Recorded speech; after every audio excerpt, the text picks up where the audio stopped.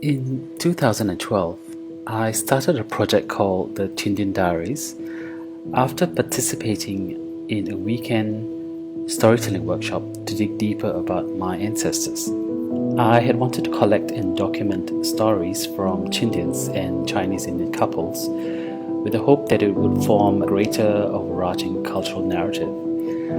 By now, most Malaysians would have already heard of the term Chindian, mostly in pop culture and even media. It is an informal term to refer to a person of both Indian and Chinese ancestry. I'm not quite sure of the origins of the word, but from far back as I can remember, I distinctively remember my Chinese mom explaining to me why Chindian fits my term more than the official race on my birth certificate, which is Indian. Chindian marriages, predominantly between Han Chinese women and Tamil Indian men, characteristic in Malaysia and Singapore, where large populations migrated during the 19th century. The Malaysian government considers Chindian to be an unclassified ethnicity, using the father's ethnicity as the informal term. Majority of the Chindian marriages usually involve an Indian father and a Chinese mother. The majority of Chindian offspring in Malaysia are classified as Indian by the Malaysian government. So as a result of that, the Chindian culture is often a forgotten and underrepresented subculture. There are a sizable number of Chindians living in Malaysia, Singapore, Hong Kong, Canada, UK, the United States, and smaller numbers in other countries with overseas Chinese and Indian diaspora, such as Jamaica, Trinidad and Tobago, and Guyana as well. Most Chindians lean towards the Indian culture only because there were more Indian men marrying Chinese women from the 1950s till today. For families with an Indian father, it was common to see the children follow the more dominant maternal culture. And to me, this paternal pattern is really a remnant from the older colonial times. In Malaysia, however, Chindians are a minority within a minority. And so for this podcast project, I wanted to explore the complexities faced by mixed-race Malaysians in our society, asking questions around the challenges they face. Take a moment to listen to a conversation that I had with Judith Lee, one of the followers from my Chindian Diaries project. My name is Judith Lee. I was born and raised in Malacca and moved to KL about 12 years ago. And I'm of mixed heritage, so my dad's Chinese Peranakan and my mom's Indian with a little bit of Portuguese because we actually have ancestors from Goa. So we are Roman Catholics. Thank you for sharing that. You mentioned a bit about your father standing up for your mother. I think when they were dating and when they were together. Do you remember any stories around that episode? There was one that my mom told me was that my mom and dad had gone out for dinner. My father's colleagues were mostly Chinese, who all had Chinese wives. So when my mom went over, the wives kind of reacted. They kind of stared at her and they asked my dad, this one's serious. And my dad was like, yeah, this is serious. I'm planning to marry her. And they actually asked my dad, are you sure you want to marry her, in front of my mom? And I think my mom got really upset. So she just told my dad, I think I want to leave. And they just left. That was one of the prominent stories that I remember.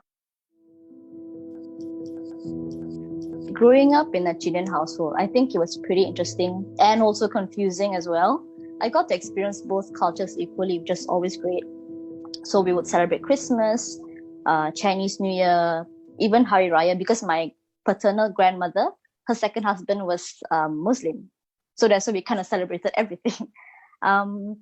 Very colorful growing up, a lot of cousins on both sides of the family, a lot of languages spoken here and there. And it was all nice and dandy. Everything was pretty okay with me. And I didn't experience any racial discrimination until I got to primary one. I didn't think much about the different races, about being Chindian, or it was never really a thing in the household. We never really talked about it.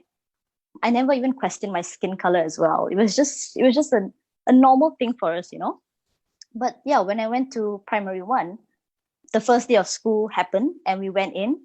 And I remember the teacher telling us, okay, once all of you are settled down, I'm going to take your attendance. And she said, okay, when I call your name, I want you to stand up and say hi to your classmates. And she would mention everyone's full name. So she started through the list alphabetically, A, and so on. And then when it came close to my name, I got surprisingly nervous for some odd reason. I don't know why. Anyway, she mentioned my full name and I stood up and she actually asked me, are you Judith Virginia Lee? And I said, yeah, I am. And then she said, are you sure? To which I said, I'm pretty sure I know my name. And with a confused look on her face, she just said, okay. She ticked my name off and then I sat down and that was it. And I got really confused by the whole thing because I never thought, like I said, I never thought anything about it. So when I got back home, I told my mom and dad what had happened. And my dad got really upset because I think when he and my mom got together, my mom was racially abused. And he stood up for my mom a lot. And I think seeing his daughter go through it again, he was really riled up about it. And then that was when my mom and dad actually explained, oh, daddy's Chinese, mommy's Indian. You are a mix of both of us. There were a lot of people misidentifying me growing up. Again, I don't like to bring this up, but it's because of my skin color as well. So when they see your name and they see your face, it doesn't fit for them. I've had school teachers, even parents of my friends who kind of like have this puzzle look on their face when I used to go over and they used to be like, oh, what are you actually? Then I would have to find myself explaining myself to them. But it's fun. Like I've become accustomed to that I don't feel offended anymore when people ask you, what are you?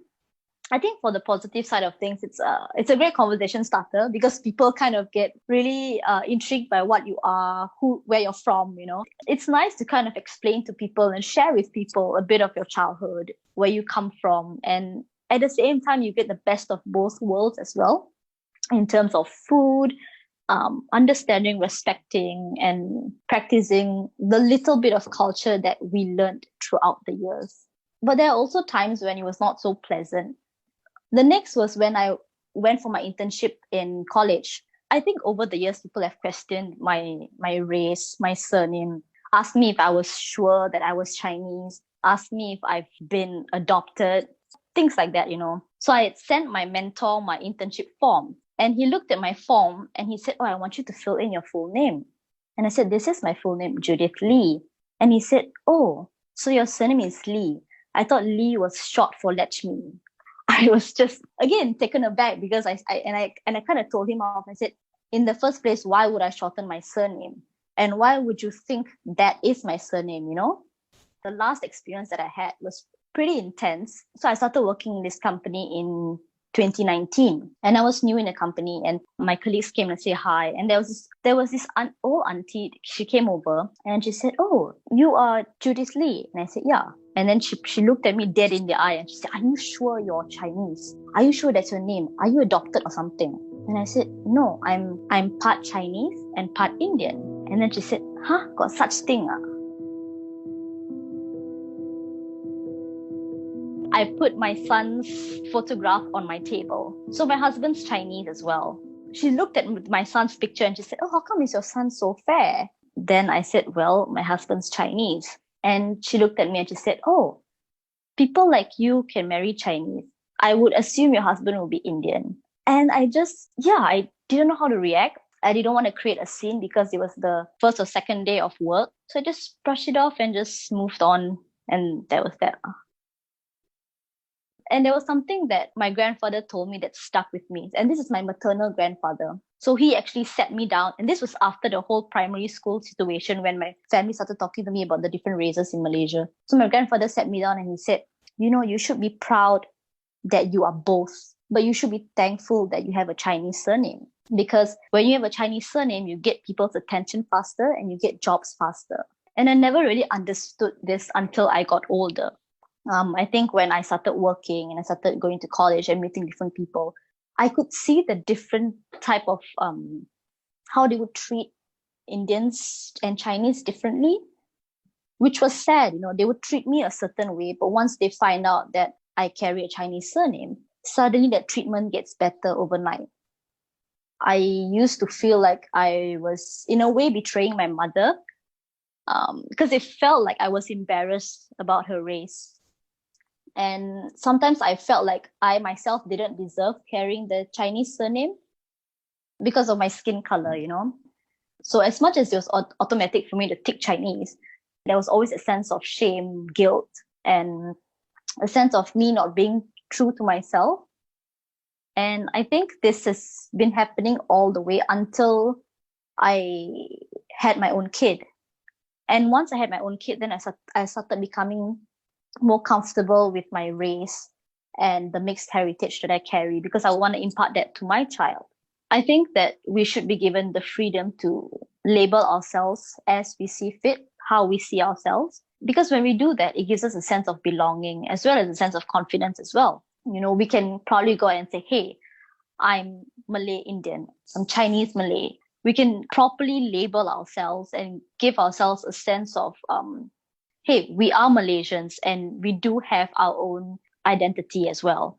And it's stated on my IC that I'm this person or I'm that person. We can be more comfortable with who we are. Because I think for a lot of us, sometimes we do feel bad when we have to explain to people our heritage, where we come from, you know, the cultures we practice. And it would be nice to not have to always explain yourself to people all the time.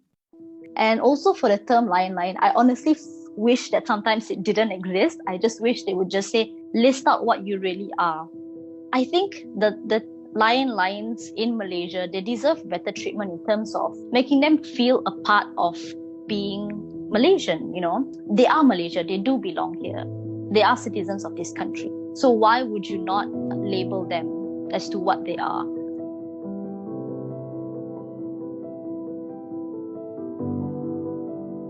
Thank you for listening to part 1 of this interview with Judith Lee. In part 2 of the interview, we chat about the ongoing issues that some of us are having with NRD, the National Registration Department.